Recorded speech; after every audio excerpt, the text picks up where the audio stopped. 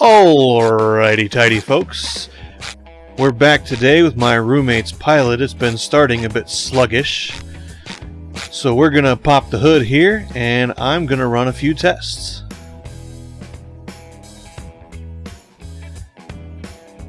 First thing I've got to do is check the state of charge at rest. Flooded cell lead acid batteries should hold about 12.6 volts DC. They're 2.1 volt cells, stacked 6 in series, which means 12.6. Right, so we get our handy dandy multimeter out here. We set him on DC with a range of 20, which gives us, the 2 digits above the decimal place there. And when we check the battery, he should be somewhere between 12.4 and 12.6. And sometimes your probes are just too big to fit anywhere helpful, so you kind of have to two-hand it. And that's what you're going to see me doing right here. But we get our probes on here, and looking at the voltage, you see we got 12.5, which is a tiny bit low, but perfectly acceptable for a battery at rest. That does not indicate that there's any kind of an issue anywhere. So then we move on to the load pile test, which is going to apply an actual real-world resistive load to the battery. And that'll tell us what the capacity is at rest. We got to know how many cranking amps the battery has. You can see right there, 750 and 930 hidden under the bracket. All we care about really is a 750 at this point. So if we load the battery up, it should maintain 10.4 volts up to 740 cold cranking amps. And you'll see there, the meter, the battery cold cranking rating at the bottom there, the blue one, goes up to 1,000. And these guys are a lot easier to put on. You got nice big clamps instead of little pointy probes. No. Yep. And this meter agrees with the digital multimeter at rest, about 12.5 volts. And then what you do is you turn this knob here, and it applies a varied resistance, high power dissipation, to apply an actual real-world load to the battery. So as we turn this up, we apply lower and lower resistance across the terminals. And you don't leave this thing turned up long.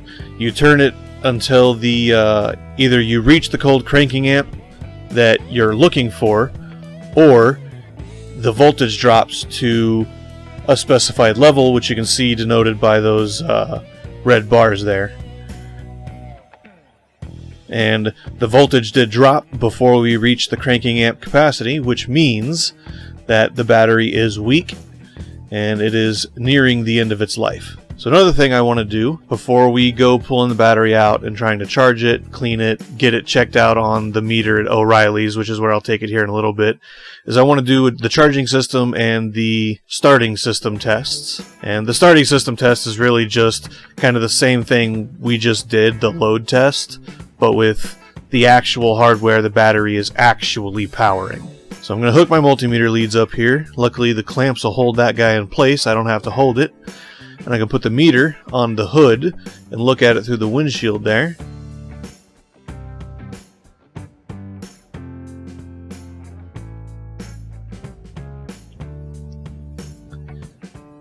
And I like this little Harbor Freight meter because the screen pops up.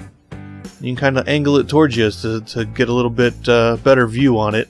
Reduce glare if it's facing in the sun like it was today. And we're still at 12.5. That's good, nothing's changed. We didn't expect it to, but it's good that nothing's changed. We're going to get in, and we're going to keep an eye on the meter as we crank it. So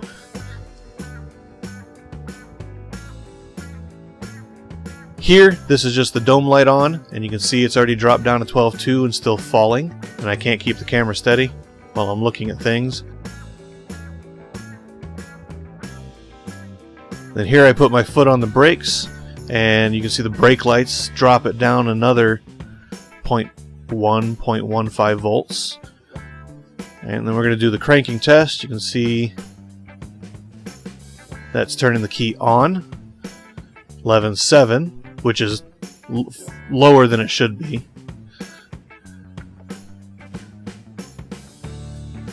And then we turn the starter, and you're going to see this guy drop down to, we saw 10.7 there. And that is, so 10.8 is generally the point at which you start raising the eyebrow, where you start questioning whether the battery is healthy or not. But once the engine's running, you can see it's charging 14.2, 14.1, somewhere in there. Those drops that you're seeing are because the AC compressor was on. I didn't actually turn it off. I turned other things off, but I forgot to turn the AC off.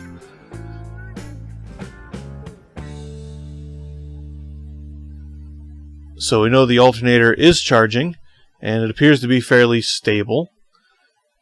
And that's good. That's what we want to see. 14.4 is a good charging voltage. You don't want much more than that, or you can damage the battery. And then we're going to do a load test. So we're going to turn on things like the headlights. We're going to roll the windows down. We're going to turn on the AC, put the blower on high, stuff like that. So we see here the voltage doesn't drop too far below the 14.4 charging voltage. 13.8 looks to be kind of the lowest. Anything below 13.2 and we would suspect a problem with the alternator, but it maintains the charging voltage pretty well, so that tells us that the alternator is okay. Next we're going to do a ripple test, and I'll show you that right now. So I went and grabbed my naval variant of the Simpson, I believe 260 voltometer, that I built these silicone jacketed leads specifically for doing automotive work. They're a total of 20 foot long minus the jack connections. You can see you can go from one end of the vehicle to the other and keep the meter beside you wherever you're at. That's why I built them.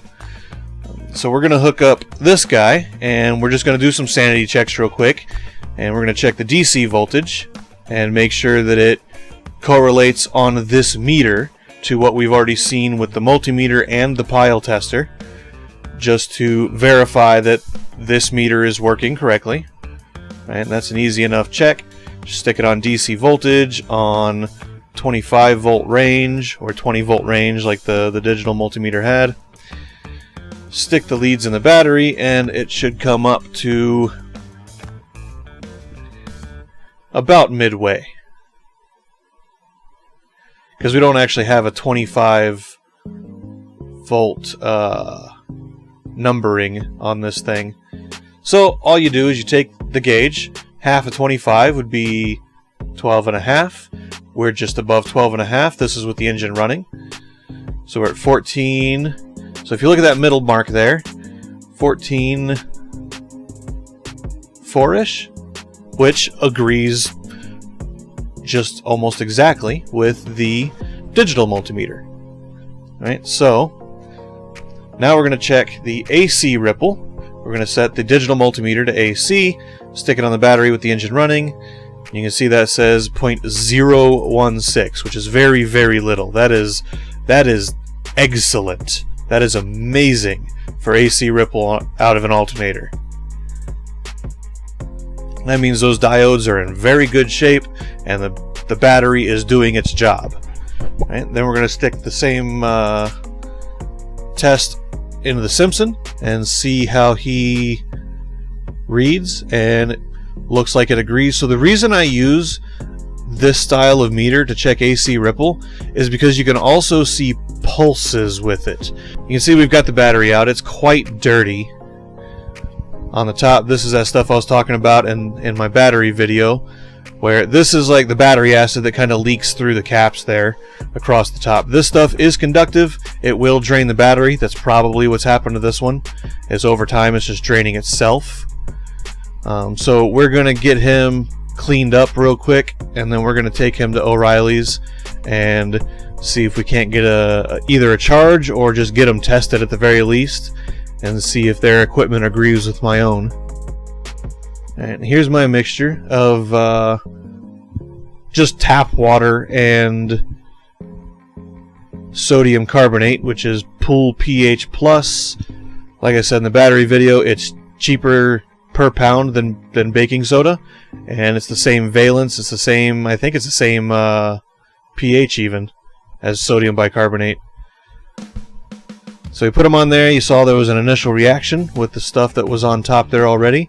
There wasn't a whole lot of it, so there wasn't a whole lot of reaction. But then we just take and we kind of rinse it off with some water. And as long as it's out of the vehicle, it doesn't matter what you use. The only reason I suggested distilled water in the other video was if it's in the vehicle, you don't want other minerals all over your car, really. It doesn't matter because you drive in the rain, but distilled water is just nicer. Get him rinsed, that way we don't have a whole bunch of residue on top. And then we're going to take him to O'Reilly's to get him checked out. Because I don't actually have a battery charger. I have a trickle charger, but it's not an actual real battery charger. It's just a maintainer.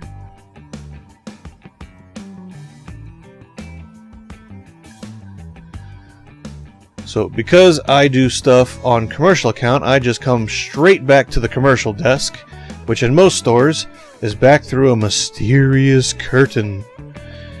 Usually back behind the...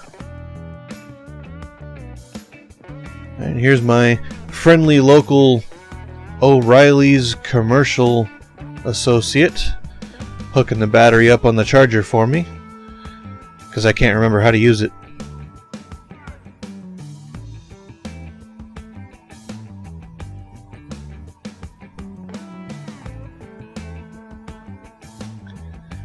They were so nice to let me come in and film this little clip so I could add it to the back end of this little video here. Alright, we got him checking the battery. It's telling us to wait a minute. So that's what we're going to do. I stood around talking for a few minutes and it ended up beeping at us. And that was the point where it applied a little bit of a charge and then it runs its check. So it applies a little bit of a charge, waits a second, applies a small load, checks the rate at which the battery voltage drops with the load applied, and then uses that to determine the state of charge of the battery.